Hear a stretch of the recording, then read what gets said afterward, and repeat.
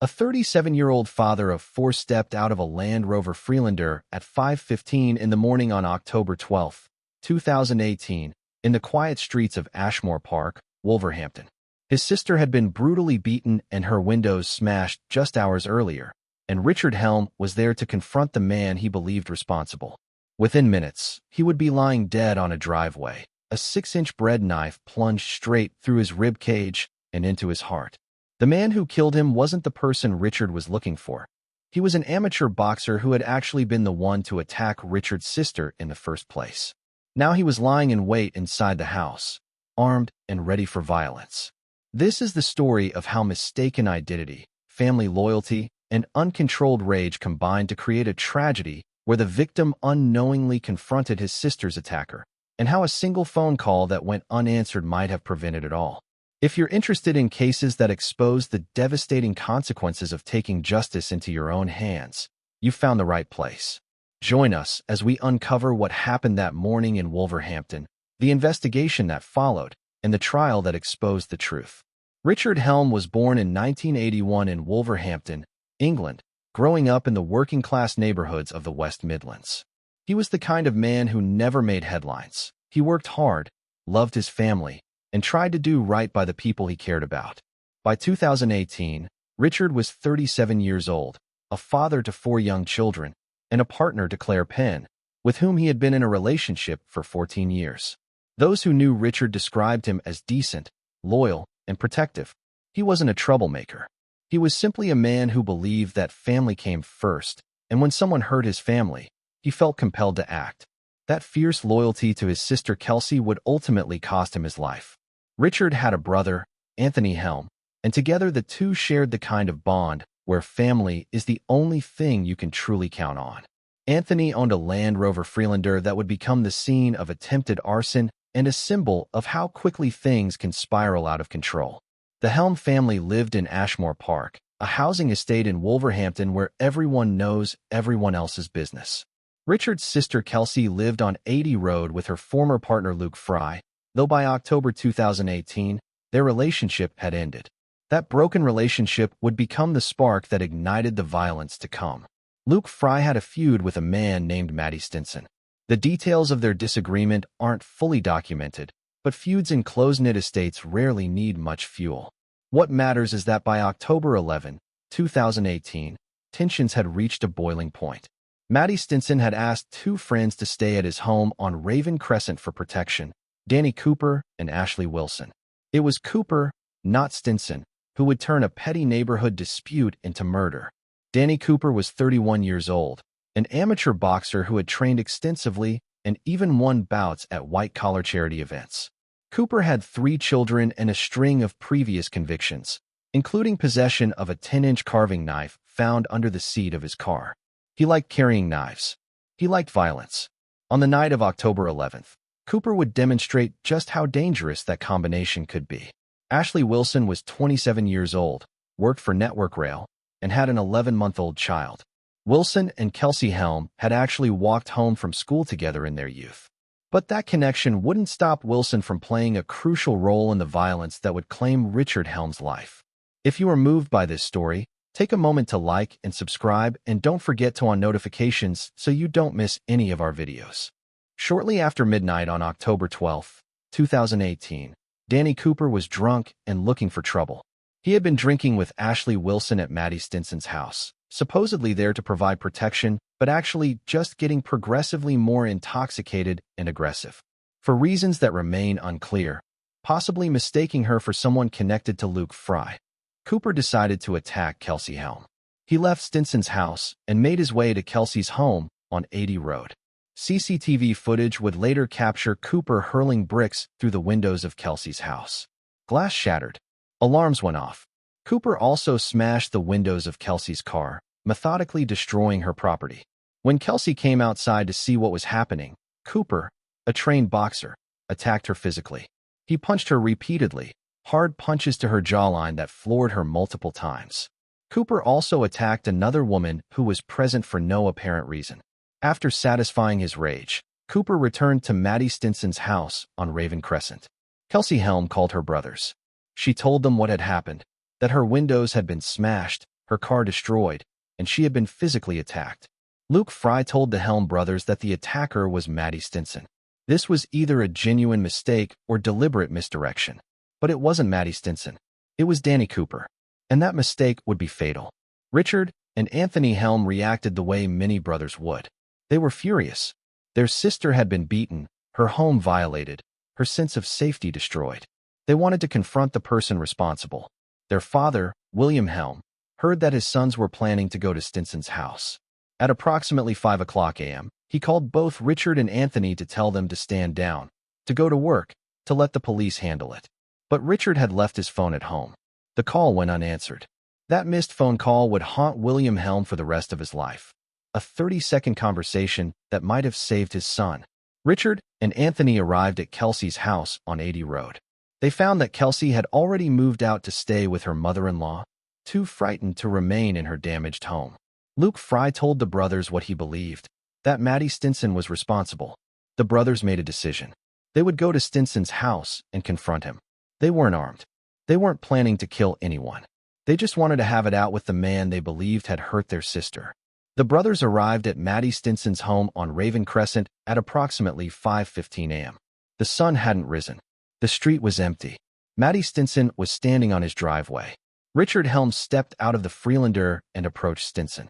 Within seconds, the two men were scuffling. More of a grappling match than a brutal fight. Anthony ran over to separate them. I ran over to split them up and pulled Richard away. Anthony would later testify. He managed to pull his brother free from Stinson. But inside the house, Danny Cooper and Ashley Wilson were watching. They weren't staying inside out of fear. They were arming themselves. Cooper went to the kitchen and selected the largest of 3 available knives, a serrated bread knife with a 6-inch blade. This was the same man who had beaten Kelsey Helm just hours earlier, the same man whose violence had brought the Helm brothers to that driveway.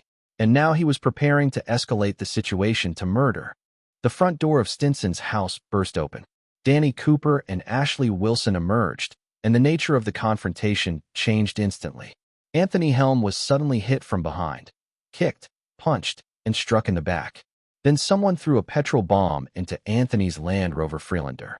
The Molotov cocktail landed inside the vehicle, and the interior immediately began to catch fire. Flames licked at the upholstery. Black smoke poured from the windows. Anthony managed to grab the bottle and hurl it away from the Freelander, but the damage was done. The vehicle was burning. While Anthony was dealing with the fire, Danny Cooper was dealing with Richard. Cooper approached Richard Helm with the bread knife in his hand. Richard had no idea what was about to happen. Danny Cooper, a trained boxer who knew exactly how the human body worked and where its most vital organs sat, didn't hesitate. He lunged at Richard Helm and plunged the 6-inch serrated bread knife straight into his chest. The blade went through Richard's rib, breaking bone with the force of the thrust, and penetrated 6 inches deep into his body. The knife pierced his heart. The wound was instantly fatal, though Richard didn't die immediately. He stumbled backward, his hands instinctively moving to his chest where the knife had been. Blood was pouring from the wound. His heart, punctured by the serrated blade, was failing. He walked a few steps toward the end of the driveway, looked at Anthony, and collapsed onto his back on the pavement. Anthony Helm was screaming for help.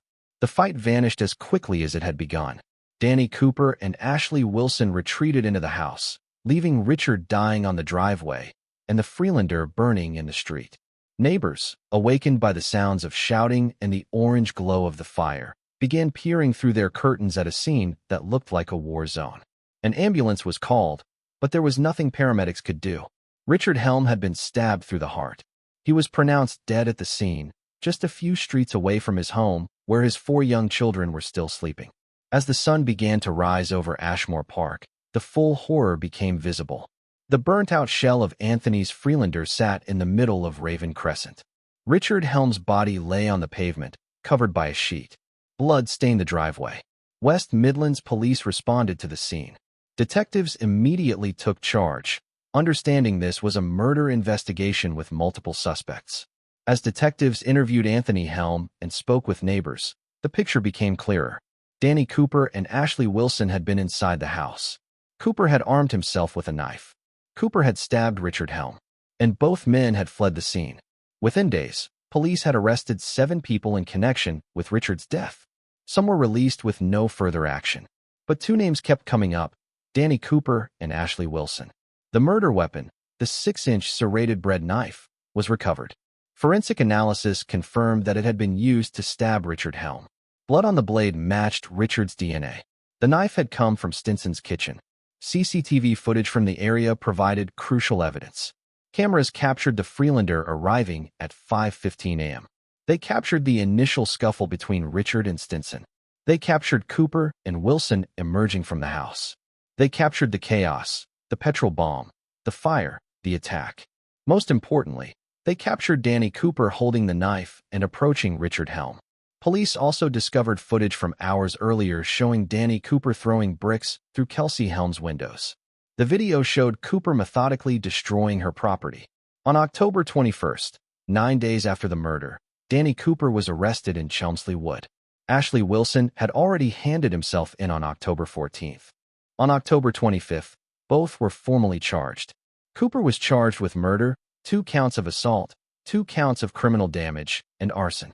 Wilson was charged with murder, 2 counts of criminal damage, and arson.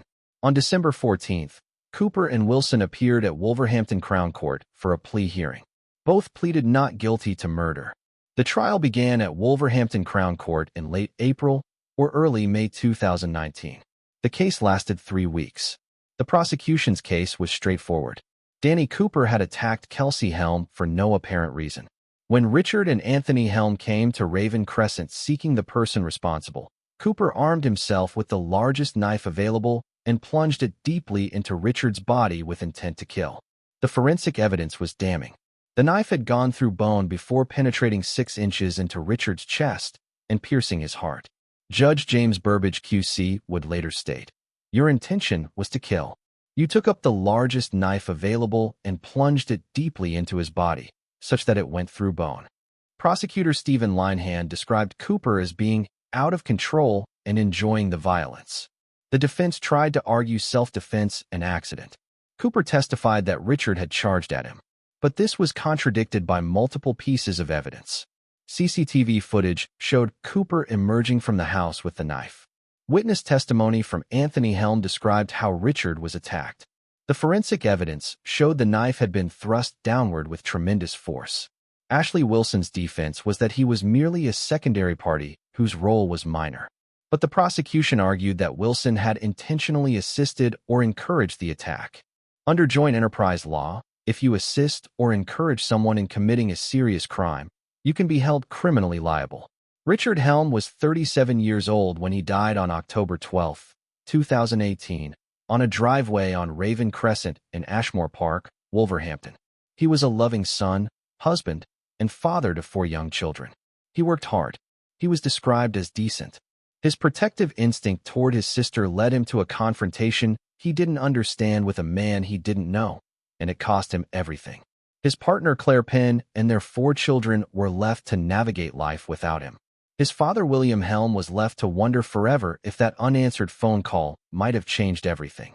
His brother Anthony survived, but had to live with the memory of watching his brother collapse and die. Danny Cooper destroyed multiple lives that October morning. Not just Richard Helm's, but his own, his children's, and everyone connected to the violence. As of this writing, Danny Cooper remains incarcerated, serving his life sentence with a minimum of 24 years. Ashley Wilson served his 8-year sentence and has likely been released. The next time we see red, the next time we feel that overwhelming urge to confront someone who has hurt our family, perhaps we should remember Raven Crescent. Remember Richard Helm, who walked into danger driven by love for his sister and paid with his life. Remember the 4 children who grew up without their father. Remember the empty seat at the head of the table. Remember the missed phone call that might have changed everything. Because when the red fades, all that's left is grief, regret, and the permanent darkness of a grave.